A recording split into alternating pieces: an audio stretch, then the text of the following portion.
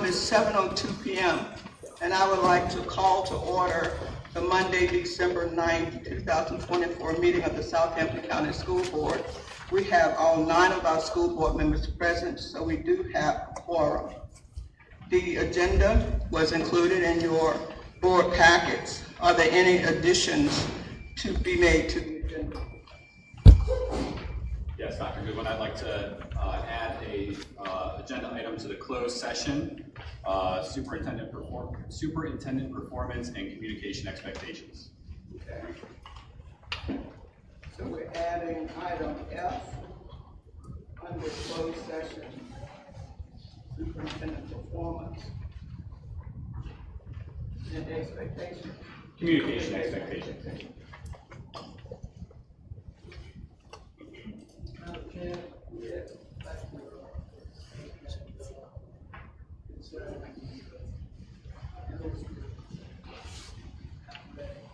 In closed session?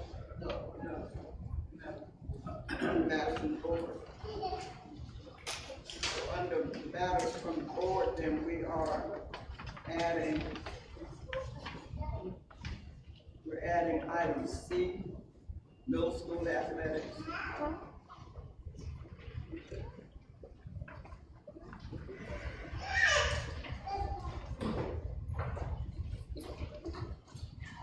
Are there any other additions to the agenda?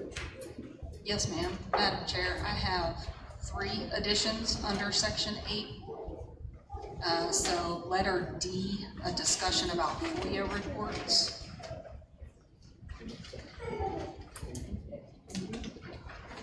Under E, VSBA policy updates.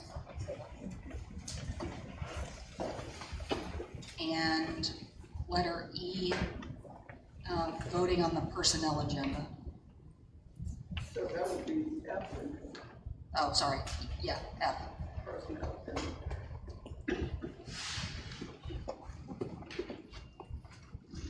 Are there any other additions to the agenda? We have a motion to approve the agenda as amended. So moved that we approved it as amended. It's been moved by Ms. Lane, second with Mr. Smith, that we approve the agenda as amended. Any discussion on the motion? All in favor, please say aye. Aye. Any opposed? The minutes of our November meeting were included with your board package. Are there any corrections to the minutes? I have one correction. There was an omission after the presentation on by Ms. Gillette. I had asked for a copy of the contracts for Edgenuity, Proximity Learning and Virtual Virginia. That was omitted. Okay, did you get that, Ms. Harris? Yes. So that would be after.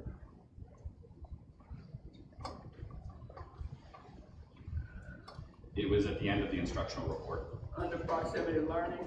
Yeah. Is that where you're adding a statement that board member Rogers asked for what? A copy of the contracts for Virtual Virginia and Proximity Learning. So are there any other corrections to the minutes? So do we have a motion to approve the minutes as amended? So be it. It's been moved by Mr. Smith, second by Mr. Lane, to approve the minutes of the November meeting as amended. Any discussion on the motion? All in favor, please say aye. Aye. Any opposed? Thank you. The next item on the agenda is very special to me and to the other board members. We want to recognize tonight Ms. Donna Roundtree, who has been a member of the Southampton County School Board for 12 years. So at this time, I'd like Ms. Roundtree and Dr. Shannon to come up to the podium.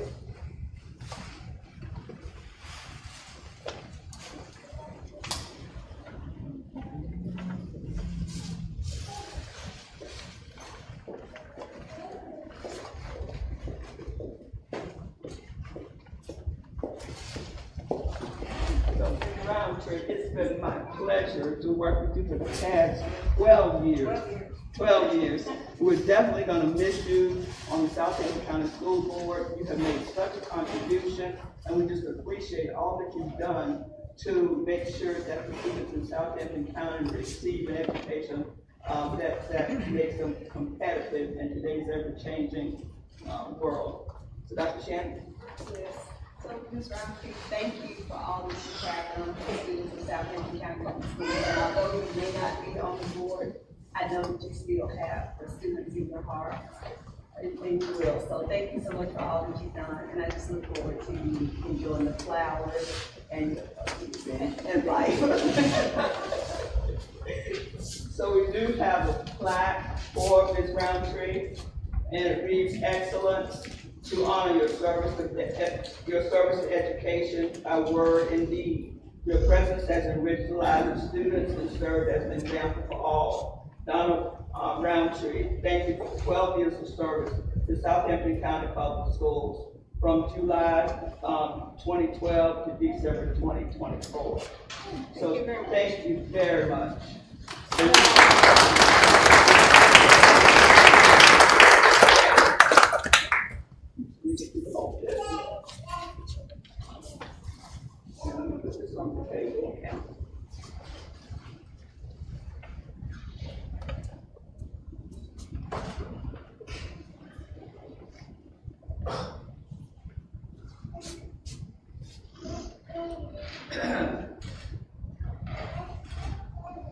Thank you. Thank you, Ms. Roundtree.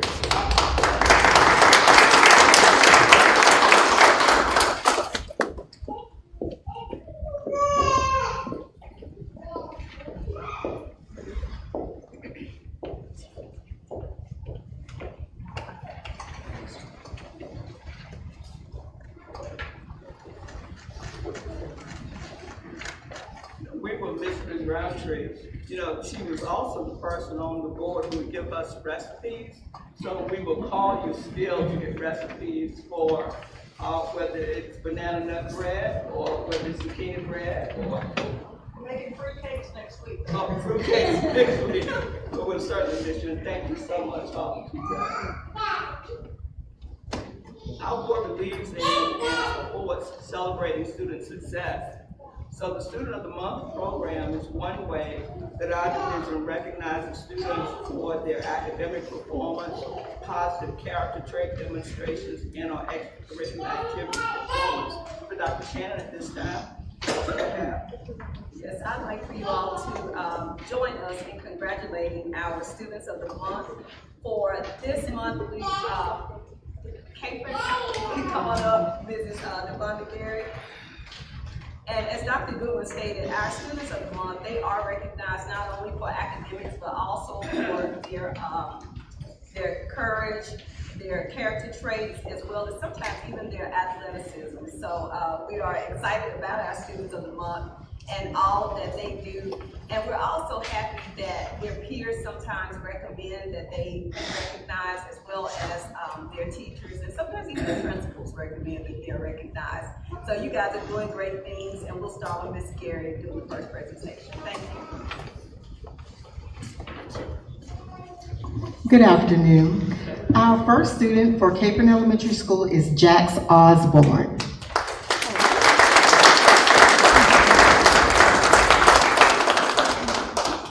Jax is a first grade student at Capron Elementary School. His teacher, Mrs. Granite, states that he is always ready to learn and enjoys participating in class. She states that he is a joy to have in class, and he is always very mannerable and respectful, and he exhibits the raw expectations throughout the day, each and every day. Jax Osborne.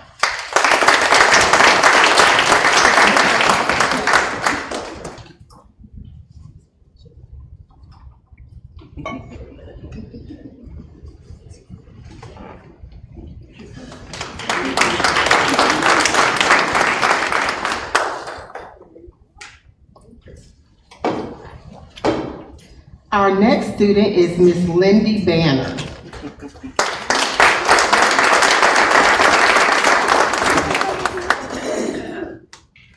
Lindy is a third grade student at Capron Elementary School. She has been working diligently to improve, especially in math. Dr. Artis states that she is very proud of Lindy and the coping skills that she has developed to assist with her academic challenges in math.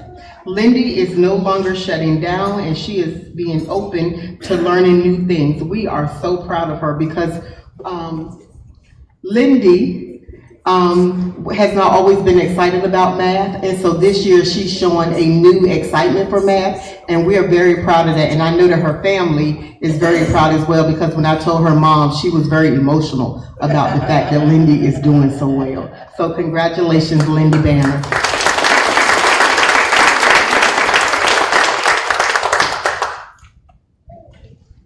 Thank you. Karen is next, Ms. Fowler. Good evening, everyone. Thank you for having us. I'm excited to represent Meharon students tonight. I'm going to call up my first student of the month, Deanna Lawrence. I wasn't sure if Deanna made it yet.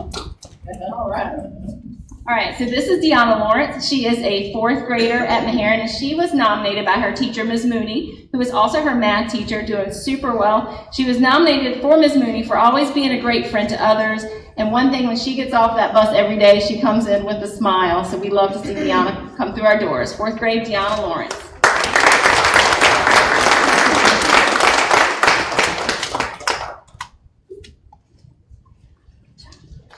Our second student is Ms. Raylan Boone.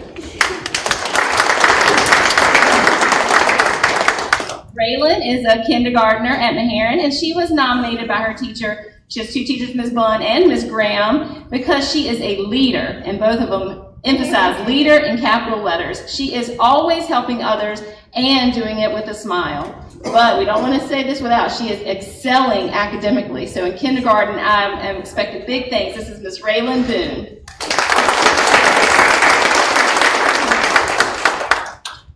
Thank you.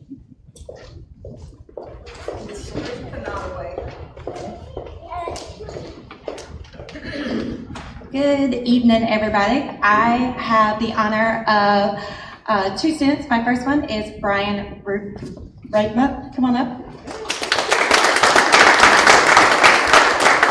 This gentleman right here is a role model student. He got student of the month. He has got student of the month every single year, but he is just such a well-mannered, polite young gentleman, makes very good grades, and is a very, very kind friend to all. Aww.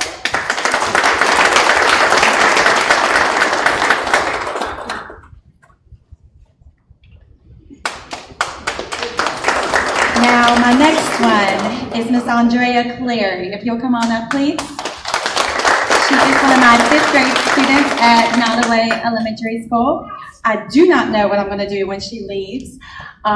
She is one of the best students that I have ever had the pleasure of working with. She works very, very hard on everything, like all of her schoolwork, and you can't ask for a better role model student. And she is one of the most exceptional young ladies I've ever worked with. And this weekend, she is not running her first, not her second, but her third 5K with the Girls on the Run.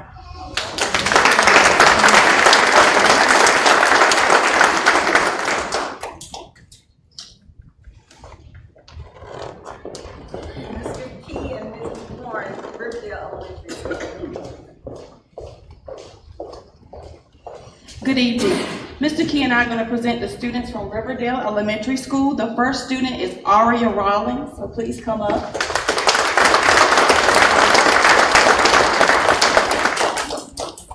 Aria is a fourth grade student at Riverdale Elementary School. She has excellent work habits, exceptional behavior, and always willing to help others. She embodies our motto of "We rise by lifting others," and she was nominated by her fourth grade teacher, Miss Taylor. So congratulations.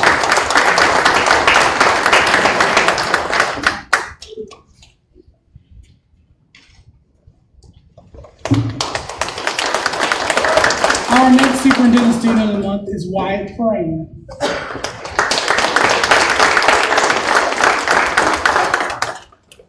Wyatt is a first grade student at Riverdale Elementary School. Ms. Baker says Wyatt is a respectful and hardworking student. He is a joy to have in class. He is always willing to give a helping hand and ensures that his classmates are always taken care of. Congratulations, Wyatt.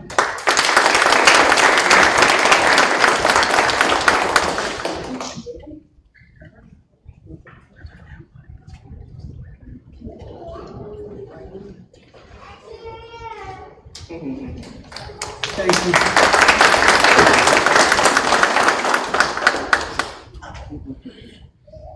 Southampton Middle School.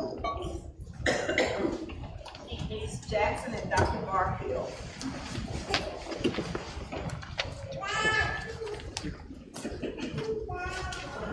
Good evening, Dr. Goodwin, Board Chair, Dr. Shannon, Division Superintendent, members of the Southampton County School Board, and school and community supporters. A special welcome to our parents and students.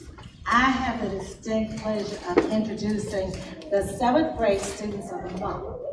This is what the teacher said about each. Our first is London Struthers.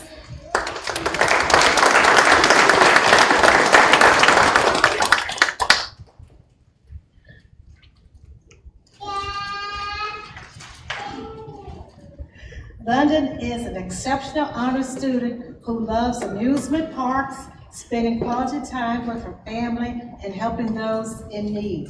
She was chosen Student of the Month due to the tireless efforts and perseverance to excel academically.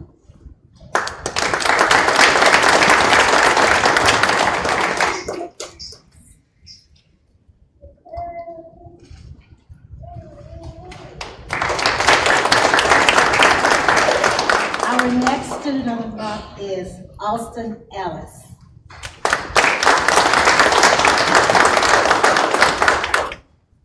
Austin teacher said, Austin is an artistic scholar who loves family. His favorite pastime is creating and designing video games in his leisure time. His favorite class is pre-alpha with Mrs. Hayes. Congratulations.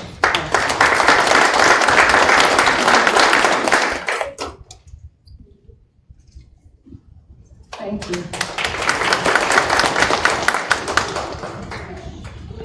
Good evening, Dr. Goodwin, board members, Dr. Shannon, and the community at large. I have the pleasure of presenting the students of the month for 6th grade and 8th grade on tonight. For 6th grade, Shepard Whitfield. Shepard is he's a respectful student who is always on task and his grades show it. He is on the principal list and maintains excellent attendance. His teachers say he is a role model student. Shepard Whitfield. Haley Cook.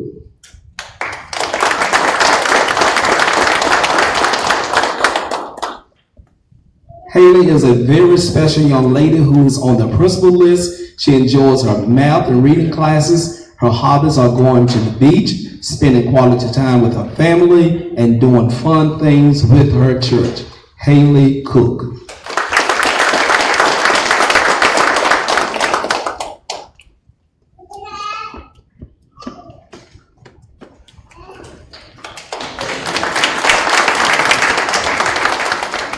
Eighth grade, Caroline Pretty.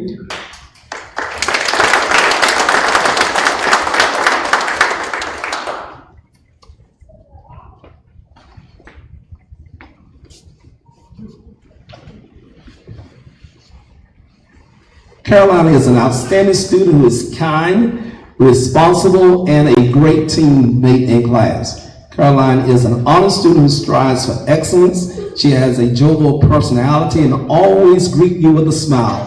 Whenever you meet Caroline walking down the hall, you're going to see a smile and she's going to say hello. She's a role model student.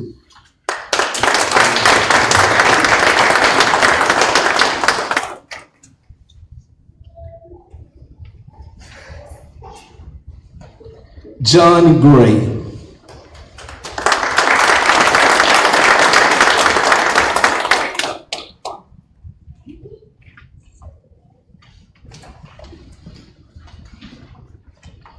John is an exemplary student who is always motivated, curious, and hardworking. John is on the principal list and works diligently to maintain an 8 average in all of his classes. He is well-mannered and respectful. It is a great pleasure to recognize John Gray on this evening.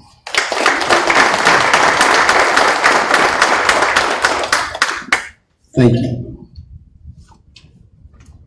All right, last but certainly not least, Mr. Baraka representing Southampton High School.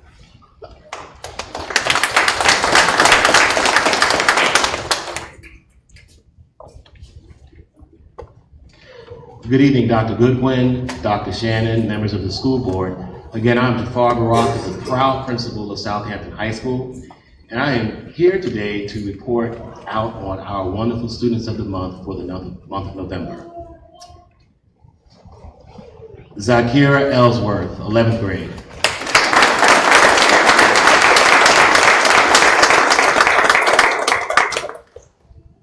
Ms. Gilbert, our counselor, reports that Zakira is persistent, always willing to lend a helping hand, and she is very, very supportive. Again, Zakira Ellsworth.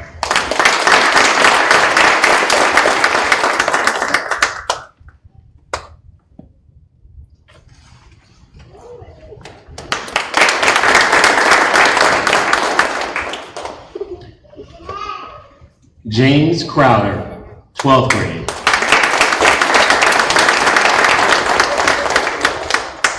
So I'd like to accept this award on behalf of James Crowder and his family today. James Crowder is hardworking, he is very driven, and wants to be better. And also, Ms. Gilbert points out to us that he fights through obstacles to obtain his goals. And he's probably obtaining a goal this evening, probably at work. James Crowder. Thank you. To thank all the students for their hard work, and I want to thank all the parents for supporting their students and for entrusting us with providing them with the education that will prepare them for the future. We do have a third recognition this month. The Virginia School Boards Association is a voluntary, nonpartisan organization of Virginia school boards. It promotes excellence in public education through leadership, advocacy, and service. And our board is a member of the Virginia School Boards Association. At the annual conference, one person from the board represents the school board, and that board deliberates on the policies and positions that VSBA will support for the upcoming legislative session. So our delegate to the Virginia School Board Assembly is Ms. Denise Bunn. So Dr. Shannon, you have additional comments and a recognition.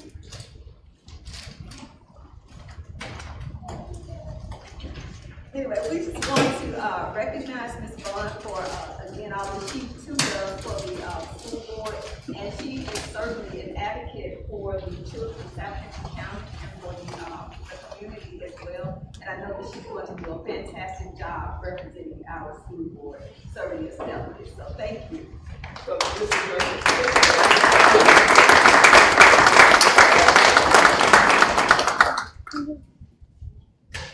So now that we're at the end of our recognitions, I would like for us to pause for a few minutes so that if parents and children would like to leave, you may do so at this time. And usually Ms. Key likes to take a picture out front of all the students who are recognized this month. So if students will make your way to the front entrance area. You're certainly welcome to stay for the remainder of the meeting, but those who do not wish to stay for the remainder of the meeting, this is the time that you can exit if you choose to do so.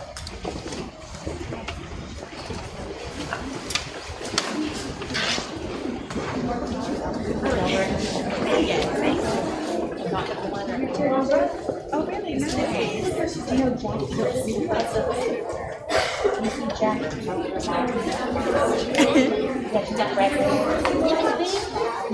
Yes, I know her. I see her every time outside.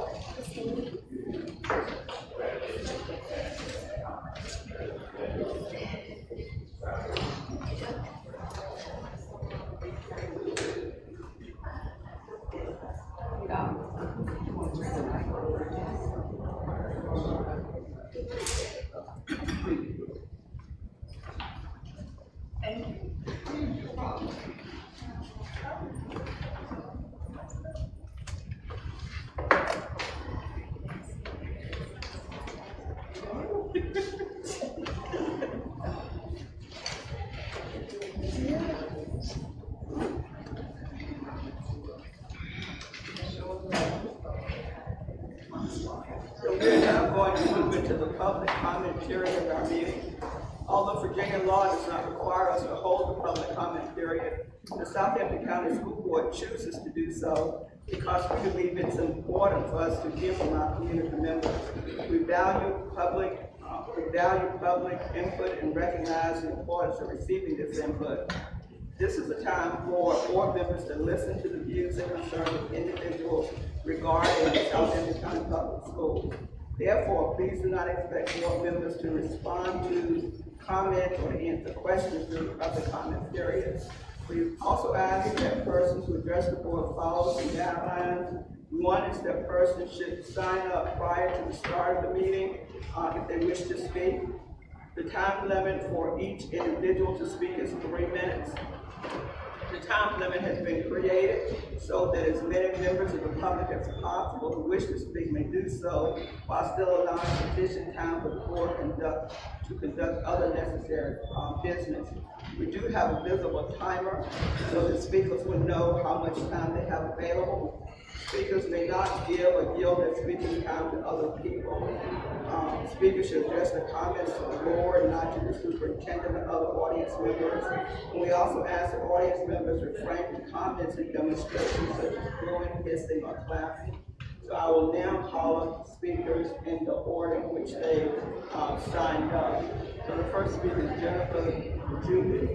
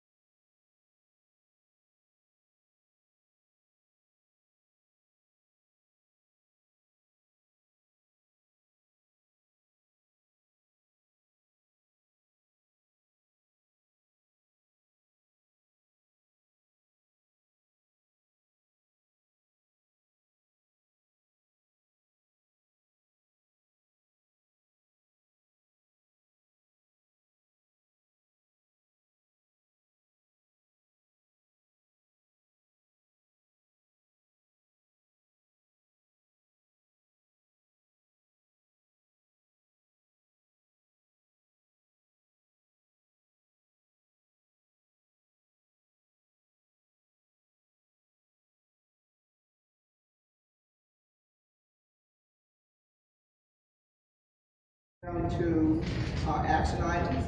So the first action item, Dr. Shannon, is financial report and payment of bills. Yes, ma'am. Joy Carr, Director of Finance, is on her way to the podium.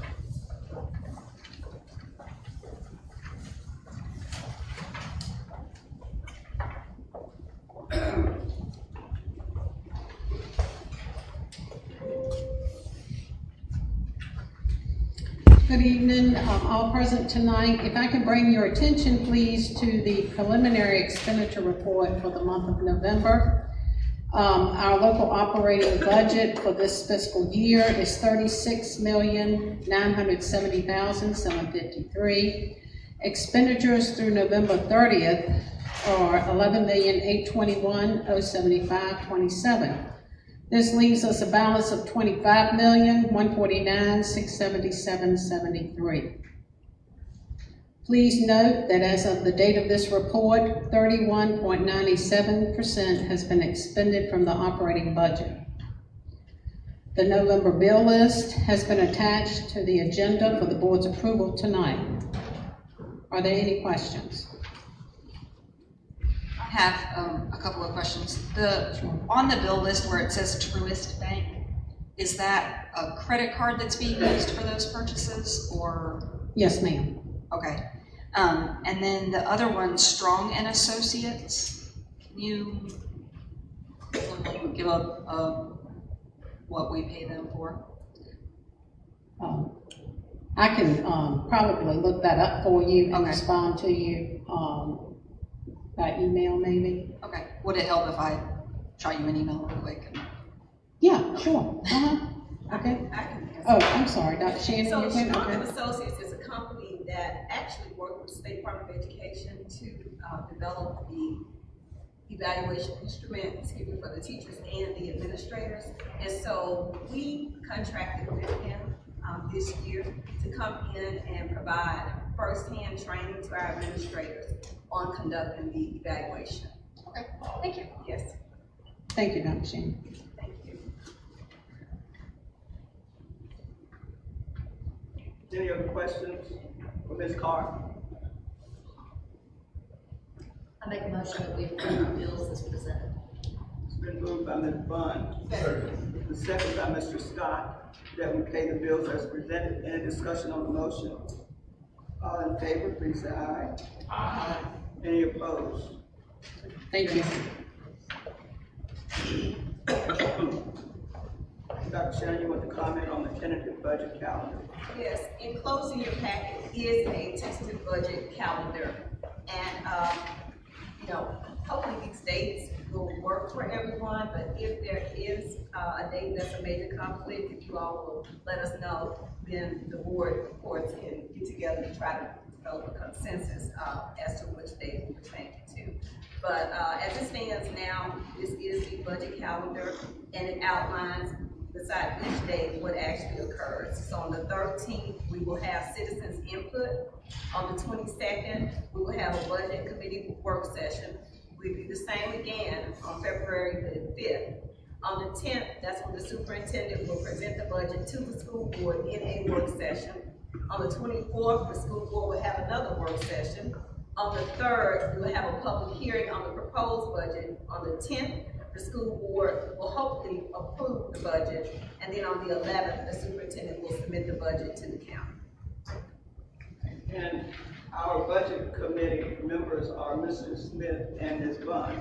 The practice of Southampton County Public Schools is for the vice chair to chair the budget committee. And this year, Ms. Bond is chairing that committee. You know that according to the Code of Virginia, it's the responsibility of the superintendent to develop a needs-based budget to present to the County Board of Supervisors. So working with the superintendent will be Mr. Smith and Ms. Bond.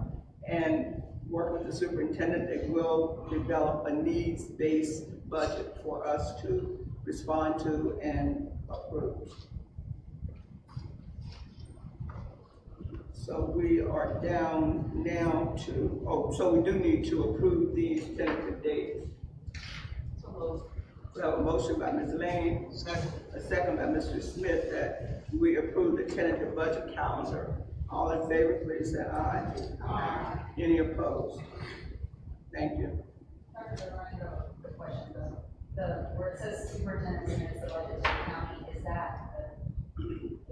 supervisor meeting? Yes.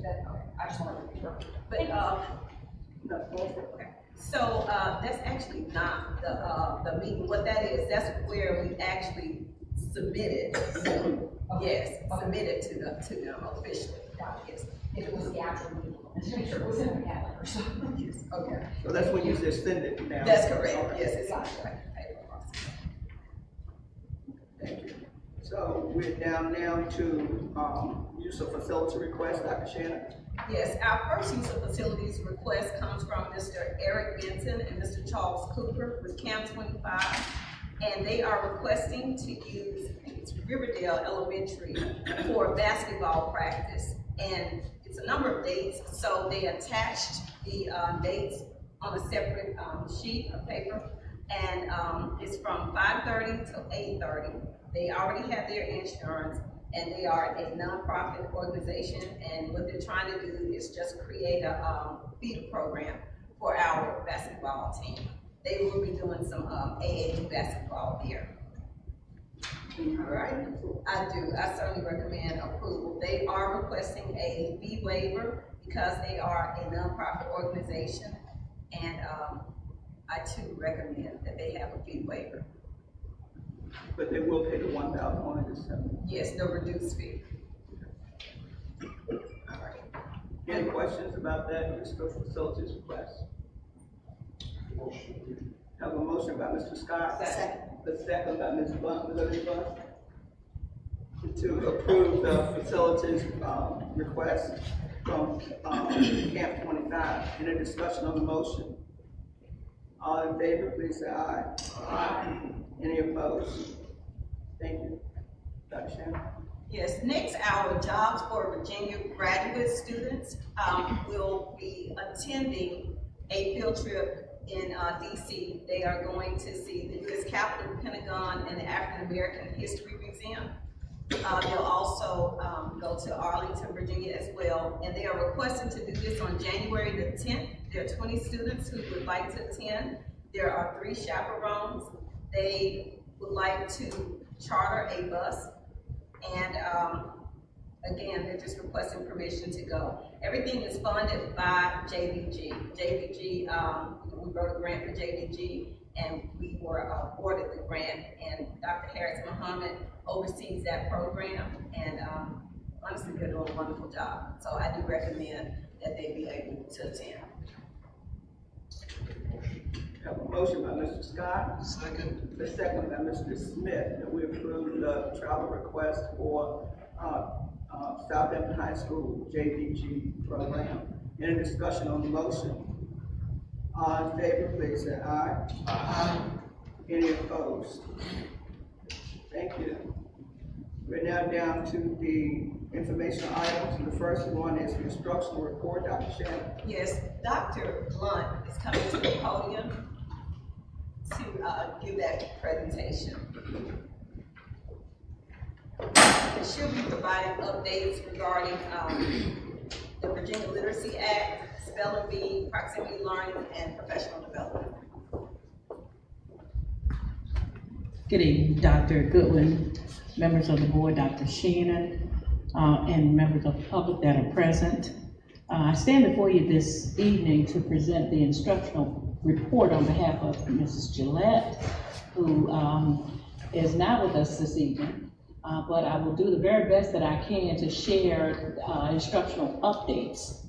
And I will start by discussing the Virginia Literacy Act with updates. The Division Literacy Plan was presented on December 6th with revisions. All principals have that at their disposal. It is posted on our website. Also, you will find that our Title I Reading Night presentations have been advertised on November, well, they were advertised on November 12th. The Department of Curriculum and Instruction participated in Tuesday Talks. That was recorded, and we will continue the series in 2025. It was very informative, and it was a detailed talk regarding the Virginia Literacy Act. Also, BPOE School Performance and Resource Hub was shared, or has been shared. The mid-year VALS testing will take place in January, that's the 6th through the 13th. The results will allow us to have student reading plan updates. And then the Virginia Literacy Partnership Training will provide teacher access. With regards to proximity learning, one-on-one support conferences are currently being conducted at the middle school. And at the high school, one-on-one student support conferences are currently being scheduled and conducted. As far as the high school is concerned, student schedules are being reviewed by the administration and the guidance department to prepare for second semester student enrollment. The middle school and the high school had a proximity site visit, and it was held on December 4th. And the purpose of that visit was to provide support to staff. Letters will go out in January, and conferences will begin on January 13th in support of proximity learning. We will host a spelling bee. This is not anything that's new for Southampton.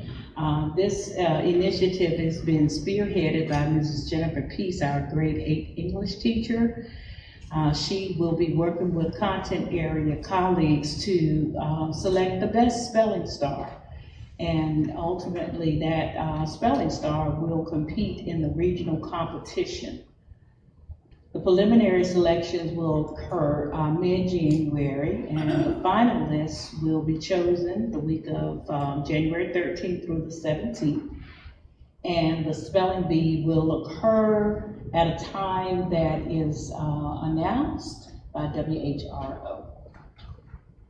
In terms of professional development, we will have all-in literacy tutoring training in two parts, Lexia Core 5 training and Lexia Power Up training. This will take place tomorrow, and it will be done virtually. Those involved with this will bring names to upload, and we will be prepared to provide services by way of Lexia. Teachers will use January professional development days effectively and efficiently. You can see that they are conveniently scheduled on work days. And then with Houghton, Mifflin, Harcourt, there will be school trainings offered in regards to the literature that's offered at the middle and high school. That concludes the instructional report. If there are questions, I will entertain them. Any questions, Dr. Blunt or Dr. Shannon? Thank you, Dr. Blunt. Thank you. As part of the instruction report tonight, Dr. Shannon is going to talk about the vacancies. For Dr. Shannon.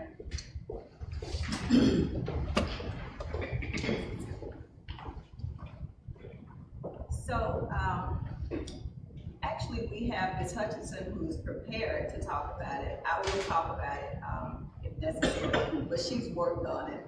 So, Ms. Hutchinson, would you like to come to the podium?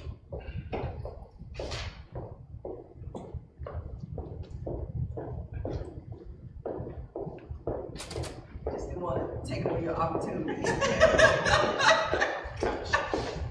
Because you've done all the work. Thank you, Dr. Smith. Good evening, Dr. Goodwin, Ms. Bunn, board members, and our community joining us both virtually and in person. I appreciate the opportunity tonight to present you with the vacancies for Southampton County Public Schools. I will start with Capron Elementary. At Capron, we are still seeking an inclusion special education teacher as well as a full-time reading specialist. At Meharrin Elementary, we are seeking a general education paraprofessional. At Nottaway Elementary School, we are seeking a cafeteria line worker. At Riverdale Elementary School, we are seeking an early childhood special education teacher as well as a paraprofessional. At Southampton Middle School, we are seeking a computer technology teacher, a special education paraprofessional, and a cafeteria assistant manager. At Southampton High School, we are seeking a culinary arts teacher, a CTE teacher, a CTE secretary, life skills paraprofessional, cafeteria assistant manager, and in-school student intervention facilitator. We are also seeking at central office a mechanic. That concludes my report. Questions, comments, elaboration? Thank you. Assistant superintendent position is also on the website. Is it already up there? Okay, perfect, yes. So, I didn't realize we had posted it already, but, we are advertising for an assistant superintendent for our school division. And, position is much needed, you know, due to the level of work that is required. And, you know, we're advertising and we're looking for the best candidate.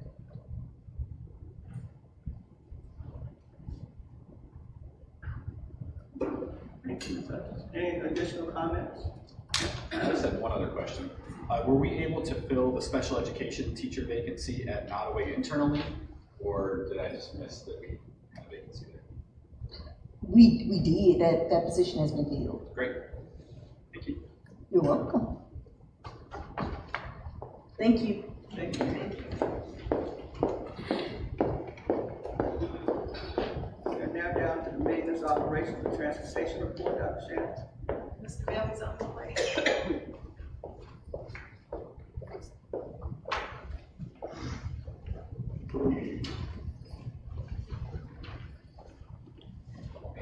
Sarcasm there, Mr. Bell. What's that? About the cold. That's all I'm saying. Oh, no. I mean, that's my first time seeing your presentation.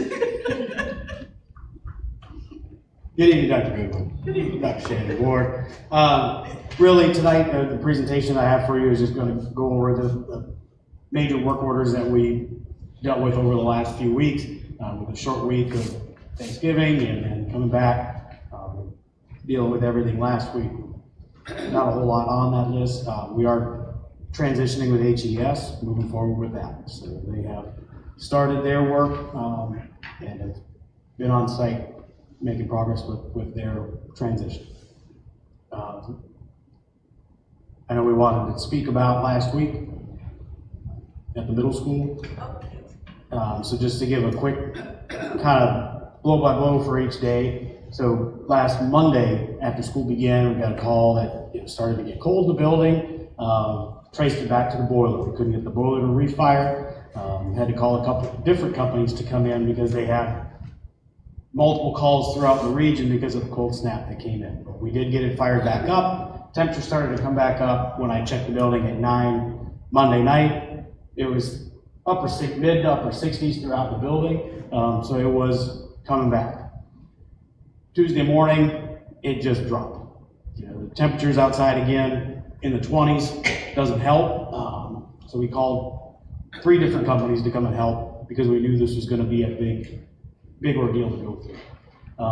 Once they started to arrive, they kind of came in stages. We started to figure out what the causes were. We had some mechanical issues that went on the roof that knocked out a couple of rooftop units, and then started to investigate each room by room. Because the boiler was firing, it was pumping hot water, but we just weren't getting heat into those individual classrooms. So each individual classroom has a valve box control, a coil, and a fan. So when that boiler fires and sends that hot water out, it goes directly to those classrooms. Problems we were finding is that some of those actuators, the valve controls, were not opening.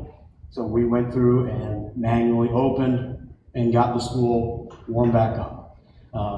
started to progress through the day. Wednesday, kind of the same thing where it was cold again in the morning. I think it got down to 16 degrees Wednesday morning. But got to school and it was warm and back up and stayed up, and we did temperature checks throughout the day. Mr. Barfield, Ms. Galloway, and Ms. Jackson and I, and Mr. Cherry, Dr. Shannon, I think we probably put on a good 100 miles walking that building last week. But again, throughout those checks, till 9 o'clock, 9 o'clock was the last walk. Wednesday night, we were maintaining, temperatures were good. So we went through, again, Thursday, maintained, Friday, maintained, and again, Monday here, we're maintaining. So there were, like I said, a few of those mechanical pieces that were identified that were not known before that we have been addressing. And we continue to work with both HES and Duluth, AirServe, and Chesapeake Controls to address every situation and every problem that we've come across. Questions, elaborations? I think that they did a fantastic job last week, especially the students. They were very, very flexible. We ended up having to move all of the students from the middle school to the high school, and really was at a moment's notice once we realized that the temperature just was not acceptable in the building and it was not rising.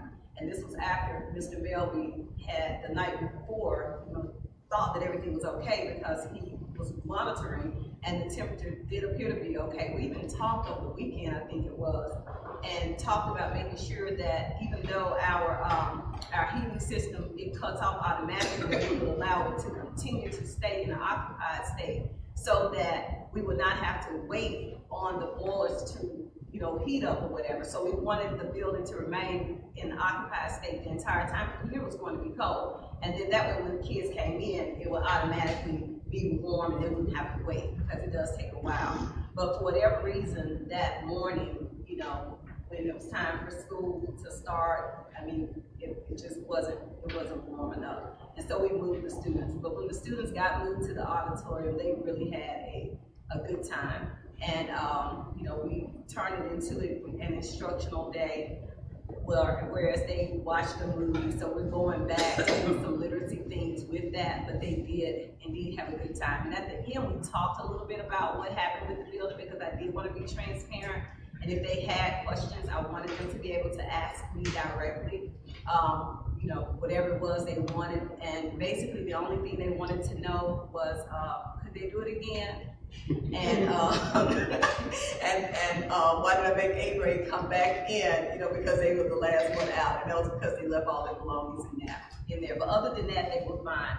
And we had 3 teams on site working that day, along with Mr. Melby over there at the middle school building, and the majority of us were here monitoring students, and then principals were just going back and forth. And those 3 teams, they did work well together. There was 3 different sets of contractors, but we recognize that the building, it's old, so no amount of conversation is going to make the building not be old or make us not have issues with that building. We're trying to be proactive. We're trying to do everything that we can and, to be good stewards and keep it in the best shape that we possibly can. But at the end of the day, it is a almost 70-year-old building, and it's going to need repairs, and we certainly need the resources in order to do so. And I think we went through an energy savings contract, seems like it might have been about 2015, but it just was not enough money during that contract to replace all of the units. It just was not. And even with the HVAC grant that we received from the State Department, it still is not enough money. You're talking in the major millions in order to replace all of the units that need to be replaced.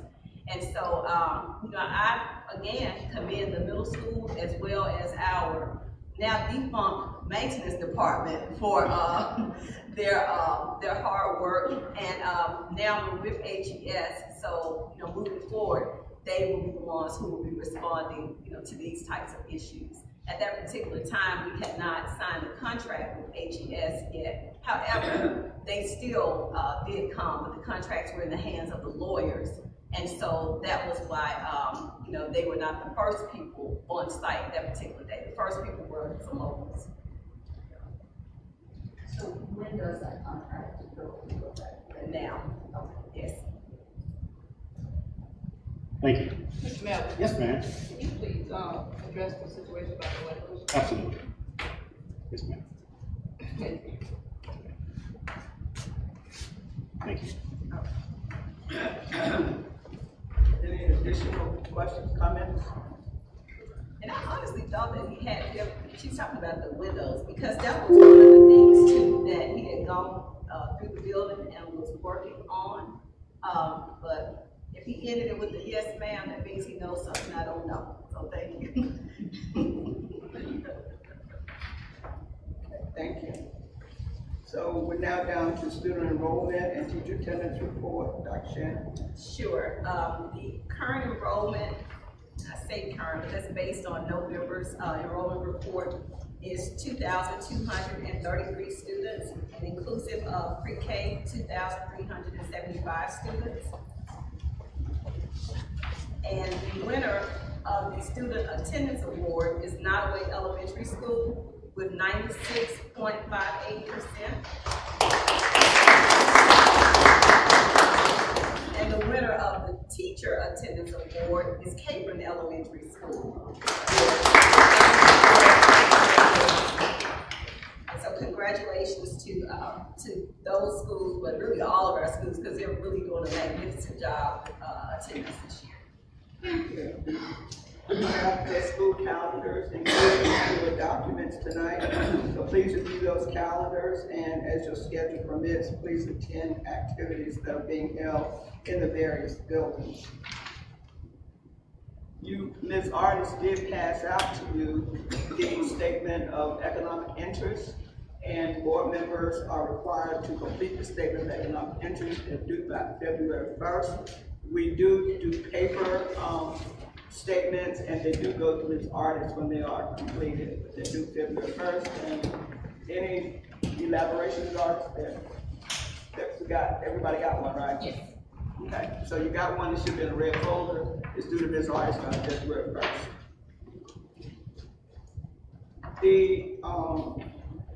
Every school board member is required to complete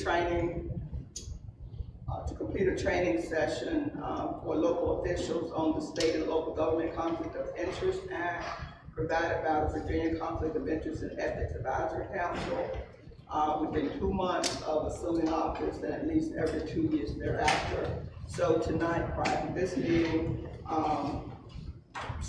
most of us participated in that COIA training. The school board clerk is responsible for keeping track of when school board members complete the required training. So if you didn't sign the sheet before we left the library, please do so. The Code of Virginia also establishes that every school board must require members to participate annually in high-quality professional development activities at the state, local, or national levels. That training may include, but is not limited to, personnel policies and practices, the evaluation of personnel, curriculum instruction, use of data, planning and decision-making, and current issues in education. Virginia law does not specify how much training or what counts as the required professional development. Our board considers participation and attendance at conferences, workshops, and training provided by the Virginia School Boards Association as the means of satisfying that legal requirement. So on November the 20th and 22nd, the majority of our board members attended the annual Virginia School Boards Association conference in Williamsburg. So at this time, if there are school board members who would like to make comments about that conference or about the sessions they went to, please share your comments with us at this time. Comments about the SBA? I have a question. One of the things that you and I had discussed in the email. One of the sessions that I attended was about teaming, basically, having your school board be a cohesive team and that kind of thing. And one of the things that they recommended were things like having dinner together before the board meeting. And I asked Dr. Goodwin about it. She said that was something that had been done once. And so I just kind of wanted to see if there was anybody else that might be interested in it. It wouldn't be a public meeting, no school board business would be discussed or anything like that, but just as an opportunity for us, you know, like we did at the conference, to enjoy each other as individuals and just get to know each other better. As I indicated to Dr. Tyndall, is that for many years we did have dinner together prior to the start of meetings, but it meant that people had to come an hour early. So dinner was at 6 o'clock, so that people could come at 6. We'd have dinner together, and then we would start the meeting. So is there any interest in having dinner at 6? I don't know how that fits with your schedules, or are you comfortable with not having dinner together? We've done it in the past. We can certainly return to it if people can get here, between 6 and 6:15. So what's your thinking about that? Push it to a little later? No, because it takes 45 minutes. Well, that's what I mean, like, if you came between 6:15 and 6:30, depending on how long it's going to take.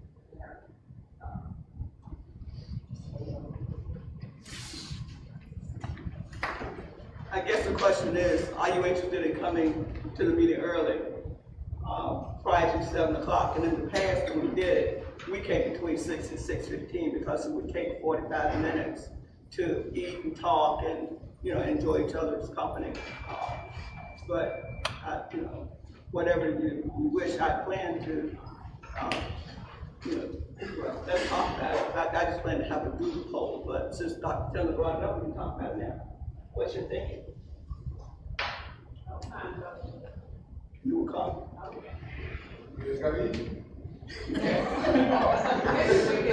But do you have to eat at 6 o'clock? Yes, ma'am. What do we have to have every month, or just every other month, or 5 months, something like that? Well, when we did it before, we did it every month. So people will come, about 6:15 and eat dinner, and then we'll go into our meeting at 7 o'clock. Now, if you can't come, you can't come. Now, I will say sometimes the meetings go very late, so if you're somebody like me that's rushing to get to the meeting, a lot of times I don't eat before I get here, so by the time it's late, it is tough. I'm okay with coming early and then have the time to get on the fellowship. Mrs. Smith?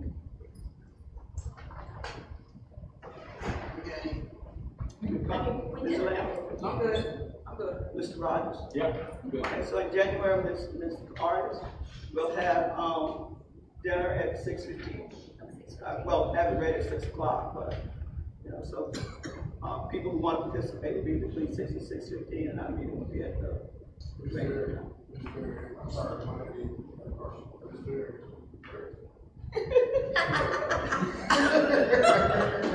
You have to eat it standing up, Mr. Scott. That's fine. 15.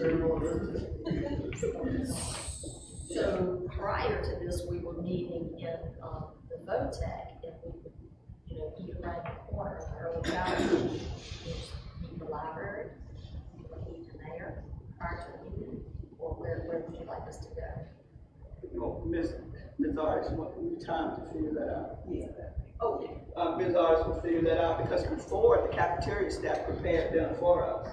So that's why we did it in the early childhood area, so they would have access to the kitchen, so they could prepare dinner.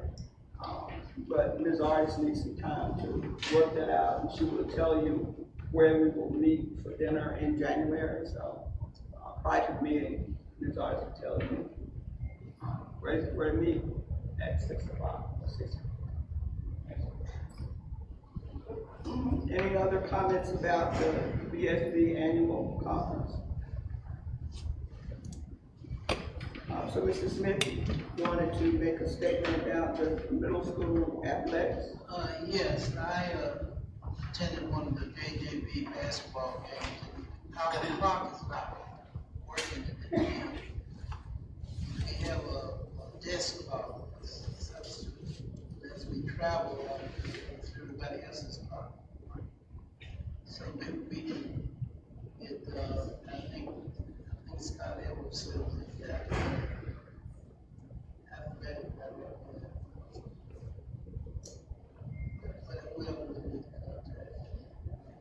the hour clock fixed, what we can do toward purchasing. Thank you. Bottom line, we need a new clock. Okay. That's at the middle school. Yes. Okay. Someone who said something. Okay, and, Dr. Chandler, you wanted something about, you want to talk about FOIA reports? Yes, so I was just interested, I talked to a couple of people who were at the conference. But I wanted everybody else's opinion on requesting a report given to us in closed session at the meetings, that included FOIA requests that had been sent in since the previous board meeting. Not with a lot of detail, but just when it was sent, kind of the overall, what they were asking for, and then, you know, if there were exemptions and we were not sending information, then what we were or were not sending and when it was replied. I just think that given, you know, the number that we're getting, and some of the emails that are being sent to us and reports that are being, you know, given about not meeting with them. You know, and I think it might be good to have that report so that we can see the sheer volume of requests that we're receiving and to see that who's requesting them and to see that it's the same person, perhaps, who is making multiple requests. So if Dr. Shannon could come with the format to just list the FOIA requests received and then maybe a column received, responded to what, you know. And I attached on to the email a generic table, so you wouldn't have to recreate. I think she's smart enough to figure out how to do a report. I would suggest too, checking with board docs, because I think that board docs has a component, there's a next level up that we have that does have a reporting component in it that you can track things like FOIA communications and things, and then it's already in here, so it would be a separate report. You would have to create it. But some of the people we're dealing with, they won't do it that way. Well, no, I Yeah, mean, no, it would be us tracking it that way. So I'm just saying before. so they would, you're not saying that they would request it in the system. Right, no, it would just be the way that you would track it, as opposed to having to keep Excel sheets separate and all But I'm that. telling you, There's a way to track it with them. This is it's going to be a lot. If we're going to have to start tracking, especially with the way that the Board of Supervisors is going and all that's happening, it's too much. You know, it's too much work. It's a lot. And it's about to really, really get worse. Right. So I don't know that we're going to even have time to track everything, because a lot of the things that we're doing, unless we want to pay the lawyers to do it, you know, because they're having to review most of it anyway now. But I guess I'm thinking about perhaps a list, let's say in January, if you could put together what it says, these are the FOIA requests received for December. You know, and then maybe, you know. Just a tabulation. Yeah. Yeah, I think, okay, you all can tell me what you want done, and, you know, I'll do whatever I can to make it happen. But I'm letting you know up front that it's going to be a lot. I have officially gotten word that it's about to, because now they're going to be coming from the attorneys. They're not coming from the same folks anymore. You know, we say 2 or 3 people who are asking for whatever. So, you know, and I can figure it out. I mean, we can, like, I can send you a copy of the official request, you know, or something like that, but. No, you know, for me, I think what I'm suggesting is that you just say, you know, FOIA requests, and just list. I hear you. Yeah. Okay. Like I said, we don't need to forward the FOIA request to us. We'll see. We're looking for a summary. I hear you. Yeah. I hear what you're saying, but I'm being upfront and I'm letting you all know upfront, because I don't want you all to come up with something and it not really be a realistic expectation based on the information that I have. So that's all I'm saying. But okay. Okay, Dr. Shannon, can we ask Mr. Hatch to maybe reach out to Board Docs and ask what functionalities are available in the next level of Board Docs that we don't have? Because I really think when I was at the conference, I've talked to them several times, I think there's some tracking that can be done in there that may alleviate some of you have to create separate spreadsheets somewhere else. So maybe while you're working on January, maybe Mr. Hatch could just reach out to them and say, hey, can you do a demo for us, so give this would be something that could help us. And nothing,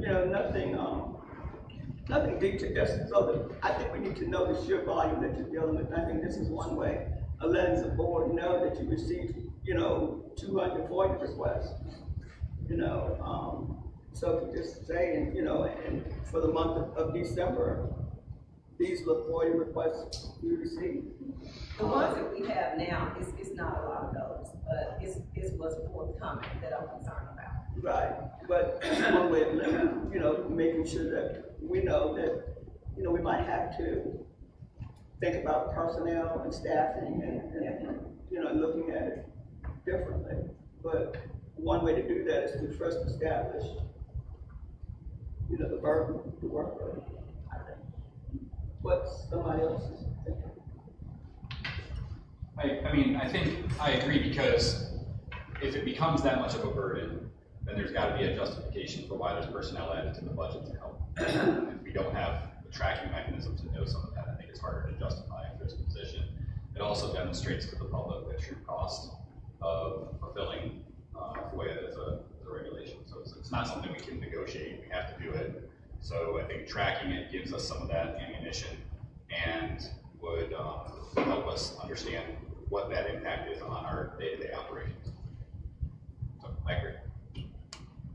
One of the sessions that I attended was put on by the Arlington Schools Division. I know they have much more money than we have, but they have a department to deal with that influx of requests, because it's time consuming. So I think the tabulation of the requests that we're getting will, like Mr. Rogers just said, give us the ammunition to say, and to show that so many clock hours are dedicated to doing frivolous work for no reason at all, just because somebody is dissatisfied with certain ways things are being done. Put a dollar amount of what it's costing us. And I think it would also help us to see where the trends are, like what's being asked for, to see if there was some other way that we could, be addressing them, something that we could be doing so that we see a decrease in these requests instead of. It's no other way, because a lot of the things that they're asking for, they already know the answers to it. A lot of this is a distraction. It's a distraction to keep us from doing the work that we're supposed to be doing with the kids. Some of the people, it's like they're just sitting around just thinking of stuff, honestly. And it's ridiculous, it really is. It has really gotten to the point of being ridiculous. And this will help us see. I have no problem with it. I'm gonna do the best I can, but I do appreciate you making a comment about them having a department, because also in FOIA, when you look at the guidelines, it talks about if it is burdensome or if it impacts the normal operation of the school division or what have you, we can take it to the courts. And I'm prepared to take it to the courts, because we don't have the staff to do nothing but FOIAs all day long. We just don't, and really don't have the staff to do the same with all of the tracking and everything else that everyone's requesting. But we will do the best that we can. Okay. And I think that will help us too, knowing if we are having to go to court, and because things have gotten out of hand and are being forced. And it helps us support, to me, it helps us support you, when people are talking or asking us questions, that we can say, hey, this is what's actually going on. But I don't see it as you all supporting me when people are asking those questions, because a lot of the things that they're asking And a lot of the people who are asking, you all guys are already engaging them publicly, you know, so that's not supporting me at all, which I'm good with it without the support. But all I'm saying is, it's a lot of work. We're going to do the very best that we can as employees of Southampton to get the work done. But people are playing games right now, and I don't have time for it. I see it as a way of making a budget for us per person. So to me, if you say if we can see that we're getting this many requests and we know how many hours it takes to fill each request, I see this as building towards our, increasing staff to do it and making sure that we can justify the need to hire a person, even though we can't have a whole department. All of that's taken away from our instruction go. Right. Right, but that's why I'm saying we need to find a way to be decreasing them, because. Well, I don't think they're going to decrease. It's not going to decrease. We don't have no control over those people out there doing all of these crazy requests. No, but there are ways to be more transparent in what we're doing, and we wouldn't be getting some of these requests. You know that that's connected to that. I don't know what the FOIA requests are for, You but just made a statement that They don't have to it say would what decrease them because we would be more transparent. well, okay, but like for the budget, the link on the website was not correct, and so people were asking questions about the budget. If that was something that was correct on the website, then even if they do a FOIA response, then our response is very easy. This is where you can find it on our website. That's the other thing I'm wondering is there a way that we can be being more transparent and putting things out there to keep from getting all of those requests? But when they made the request about the link, it was correct. Am I right? Okay. Well, so that didn't require FOIA request. I don't know whether the percent or not. That's one of the reasons that I think we need to know what the requests are. We can, bottom line is hopefully in January, we will see just a list of the FOIA requests that were made in December. From where I'm sitting, it's not asking me to go back. It's like, these are requests we received for the month of December, just this. So we can see the amount of work that will go into it, and hopefully, that will help us talk about perhaps the need for staffing or to reassign staff, even though it would be taking money away from some other areas. Special ed teachers. Right. Okay. So, VSBA policy updates. So one of those sessions that I attended was on the policy updates, just because I want to learn a little bit more about it. So we have one policy contact for VSBA for policy updates, and there are two sets that are sent out, one in February and one in May, that include red line documents for us to look over, and they're supposed to be presented to the board because there's an outline that has just the policy and the red line, and then the explanation for why things were changed. But we do that because we do that because remember, yeah, because we do a first reading and a second reading for any policy changes. So we do look at We haven't done them this year. Pardon me? We haven't done them this year. February is not here yet. We didn't do them for 2024. But we did. Well, I disagree because it's not on any of the agendas. Well, we do VSBA policy. Well, we do policy updates. What we call the VSBA policy updates, we call them policy updates. We do them. There were 48 of them in May. And I mean, if I'm wrong, please let me know. But I don't ever remember being presented with 48 policy updates that we voted on. Okay. Maybe we did, but bottom line is, yes, we do policy updates, and yes, we do a first reading and a second reading to change any policy. And when the new VSBA policy updates come out in February, if they necessitate a change in our policy, they'll be presented. We do that already. So what do we do about the ones from this year? Have not. So I do see that we've had 4 different meetings. In March, we had policy EFB, that was school food services was a first read. We had a first read of remediation, promotion, and retention policies.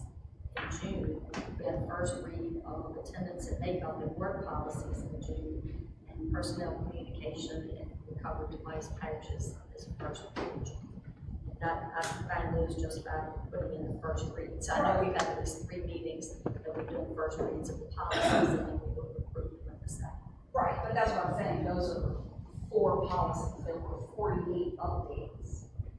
Okay, but I think it would not do us any good to go backwards. Let's just go. The next. That means our policies are outdated. But no, it doesn't. No, it doesn't, because some of the policy updates necessitate no change. So when the policy updates come in, the superintendent looks at them, and then if it necessitates a change or review, then we look at them. We do a first read and a second read.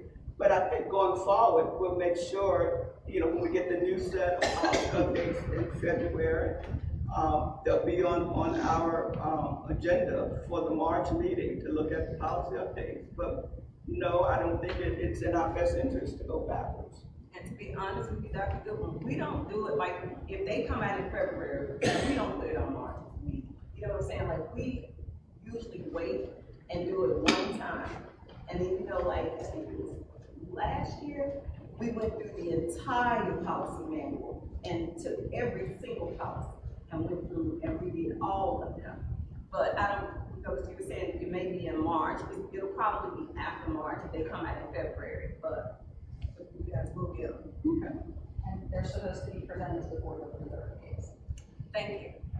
Well, no, because with the According to the VSBA, they are supposed to be presented to the board within 30 days. No, Dr., you're wrong. Because it's our. Oh, no, I asked the woman specifically at the meeting. No, I'm telling you, it's a service we pay for. They give us our draft policies. We decide if we want to adopt those drafts or not. And it's our. We haven't been presented them. How can we decide if we want to change anything? Okay.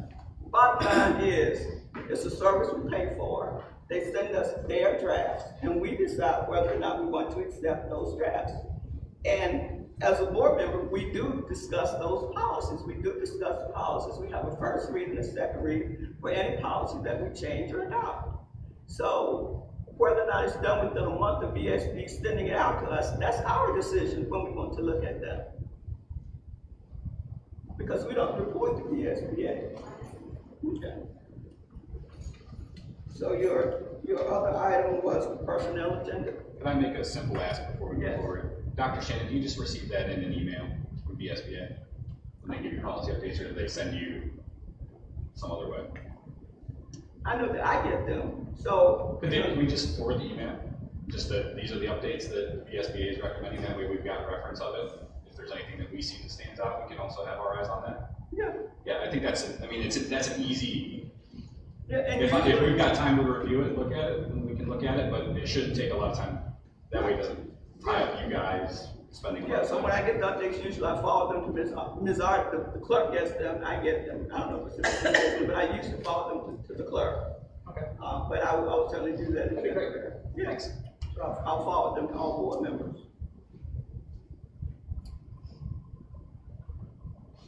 Dr. Tindall, your personnel agenda. So I know that I've brought this up in the past, and again, at the VSBA conference, I've talked to some people and asked some other divisions. Because personnel issues and identifying information like their names are exempt from FOIA, all of those, that's why we discuss personnel in closed session, so that we're not identifying individual people in open session. But when we're coming back out into open session and voting and listing people's names, then we're identifying personal information in open session. See, but Dr. Tindall, and as I explained to you in an email, that's what you heard at what you went to. That perhaps all of us maybe need to do FOIA training, again, I have additional FOIA training, because my understanding is that naming who works for a division, who is employed in an employment list is not a personnel record. Therefore, we're not violating any FOIA guidelines by listing who works for the school district. It's a list of personnel. And the form that you keep referring to is the form that if anybody submit a FOIA request, you would have to give that form. So you're not protecting anybody by having an extra form. You're simply making one more document, a document that people have to acquire through a FOIA request. Because a list of saying that Jane Doe is employed by Southampton County School Board is not a personnel record. It's a list of employees. And what we do is maintain a list of employees.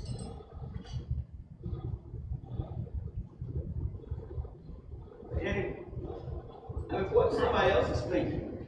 I think that employee lists or who's employed by a public entity is supposed to be available anyway. I don't know if we're violating anything by listing that. I think when people are talking about FOIA requests and not releasing personnel information then would be if it's a FOIA request that then had specific information to an employee. I think that's more when you redact information you don't, release employee data. Right. And so, some of those privacy things go beyond just the name. I think, as a general rule, I think anybody that's a governing body or a government body has to, I think you're supposed to be able to search and find out who's employed by them. So I don't think we're violating anything by that. Right, and maybe it's not just I guess my concern too is that when we list them and then we vote, then that becomes part of the minutes and the public record, who voted for, who voted to approve this person or that person. And that's part of being transparent. If you don't vote. But not as an individual, But the person that comes out here to be voted on is typically after a closed session is finished. When we come out here, it's not like we're saying we had 6 candidates, these were their names, and we're only appointing this one. I think that would be an issue. I think what's happening now is we've already discussed things in closed session. When we come out, it's just the final vote. So it's not like you're discussing candidates or personal information within their job, their application, things of that nature. We're not discussing things beyond what should be invited in a closed session. It's just, I guess the other way around that would be if you wanted to vote in closed session and then we come back into open, well, that's pretty good. I'll say. It's a closed session. This is open session, and I think the public has the right to know who is employed in the school district. And I think that using a form just creates another thing that people have to look for your request to get. Because the list of names is something people can get through for your request. So until we have additional board training and, perhaps our understanding of FOIA training, and until we have additional FOIA training, we'll keep on doing what we've been doing. But we will set up additional FOIA training, after Christmas to talk about FOIA requests. Like where they have recorded sessions that, that we could watch just individually when we have chance if they don't. You can go to their website, see what's available. Yeah, I couldn't find anything else. Wondered if anybody else. Any additional comments? So pursuant to section 2.2-3711A1 and 2 of the Virginia Freedom of Information Act, the board upon a motion and a second will convene a closed session to discuss personnel appointments, resignations, compensation, a legal matter, and the administrative discipline review report and the superintendent performance and communication expectations. Do we have such a motion? So moved. I have a motion by Mr. Rogers, a second by Ms. Bunn. All in favor, please say aye. Aye. Any opposed? So we will go into closed session. After closed session, after conclusion of closed session, the board will return to this area to take any immediate action on matters discussed during the closed